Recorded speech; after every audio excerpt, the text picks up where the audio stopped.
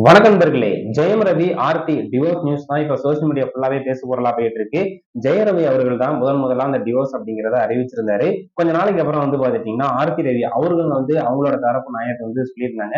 என்கிட்ட கேட்காம அவராவே பாத்துட்டீங்கன்னா டிவோர்ஸ் பண்றேன் அப்படின்னு சொல்லிட்டு அறிவிச்சிருக்காரு. நான் அவர்கிட்ட பேசுறதுக்கு முற்பட்டேன், அவர்கிட்ட பேசவே முடியல, அவரை ரீச் பண்ணவே முடியல அப்படிங்கிறப்பல அவங்க சொல்லியிருந்தாங்க. பிரதர் இசையெழுத்து விழாளர் ஜெயரவி அவர்கள் அவரு தரப்பு நியாயத்தை அவர் சொல்லிட்டு போயிருந்தாரு. இப்ப பாத்துட்டீங்கன்னா ஆர்த்தி ரவி ஃபைனலா ஒரு ஸ்டேட்மெண்ட் கொடுத்திருக்காங்க. அதுல என்ன சொல்லியிருக்காங்க அப்படின்னு பார்த்தோம்னா, பரஸ்பர ஒப்புதல் இல்லாமலே இது இந்த டிவோர்ஸ் கொடுக்கப்பட்டிருக்கு. நான் ஜெயரவியோட சேர்ந்து வாழதான் விரும்புகிறேன். தனிப்பட்ட உரையாடலுக்காக நான் காத்து கொண்டிருக்கேன்.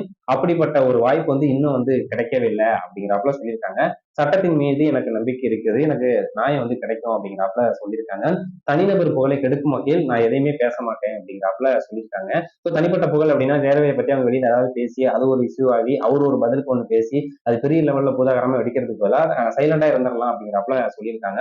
ஸோ அந்த ஸ்டேட்மெண்ட்டை பார்த்ததுமே எல்லாருமே ஆர்த்தி அவர்கள் ஜெயரவியோட சேர்ந்து வாழதான் விருப்பப்படுறாங்க அப்படிங்கிறாப்புல சொன்னதை வச்சு ஸோ அவங்க பையனோட எதிர்காலத்தெல்லாம் கருத்தில் கொண்டு ஆர்த்தி ரவி இப்படி ஒரு முடிவை எடுத்திருக்கலாம். ஆனா ஜெயரவி தான் டிவோர்ஸ் அப்படிங்கிறத முதல்ல அறிவிச்சிருக்காரு. நான் டிவோர்ஸ் அப்படிங்கிறது எனக்கு விருப்பமே இல்லை அப்படிங்கிறப்பல முன்னாடியே ஆர்த்தி ரவி அவர்கள் சொல்லிட்டாங்க.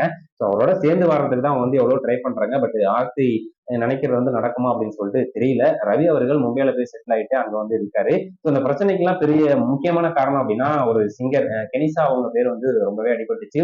அதுக்கு தகுந்த விளக்கம் ஜெயரவி கொடுத்திருந்தாரு. கெனிசா அவர்களும் கொடுத்திருந்தாங்க. நாங்க ஃப்ரெண்டு தான், அப்படி நீங்க நினைக்கிறாப்புல எந்த ஒரு தப்பான உறவுலாம் இல்லை அப்படிங்கிறாப்புல அவங்க விளக்கம் கொடுத்திருந்தாங்க.